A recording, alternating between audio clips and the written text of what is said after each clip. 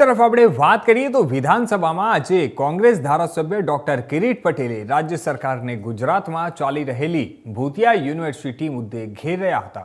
ધારાસભ્યએ આક્ષેપો કર્યા છે કે સરકારે પાટણમાં એમકે યુનિવર્સિટીને મંજૂરી આપી છે, પરંતુ વડલી ખાતે જ્યાં માત્ર ફાર્મ હાઉસ છે ત્યાં કાગળ પર યુનિવર્સિટી ચલાવવામાં આવી રહી છે।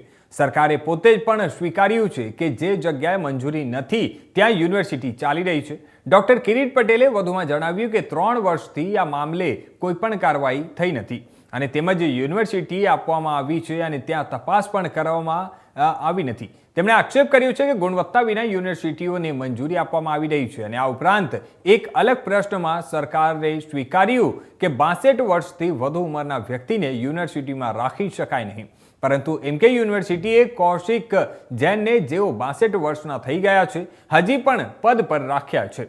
યુનિવર્સિટીનું કહેવું છે કે આ નિયમ લાગુ પડતો નથી। ડોક્ટર કિરીટ પટેલે ચેતવણી આપી છે કે જો સરકાર યોગ્ય નિર્ણય નહીં લે તો તેઓ આ મુદ્દે નામદાર હાઈકોર્ટમાં પિટિશન દાખલ કરશે।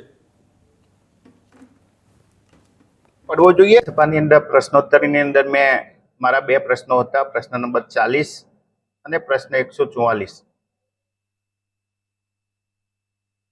પ્રશ્ન નંબર 40 ની અંદર રાજ્ય સરકારે સ્વીકાર્યું છે કે અમે ગુજરાતની અંદર ભૂતિયા યુનિવર્સિટી ચલાવીએ છીએ। અગાઉ ગુજરાત વિધાનસભાની અંદર પાટણની એમકે યુનિવર્સિટીને મંજૂરી આપવામાં આવી હતી।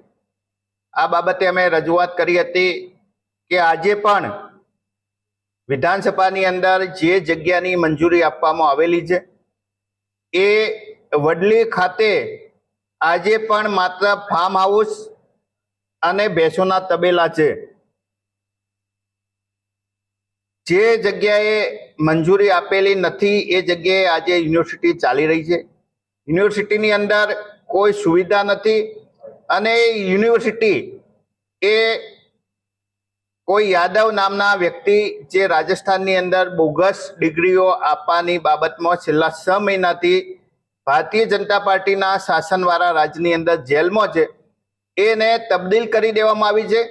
એની મંજૂરી પણ રાજ્ય સરકાર દ્વારા લેવામાં આવી નથી। સરકાર આ બાબત જાણે છે, એમને વિધાનસભાની અંદર સ્વીકારી જોઈએ, બીજીને પડવો જોઈએ। તો હવે આ તરફ આપણે આગળ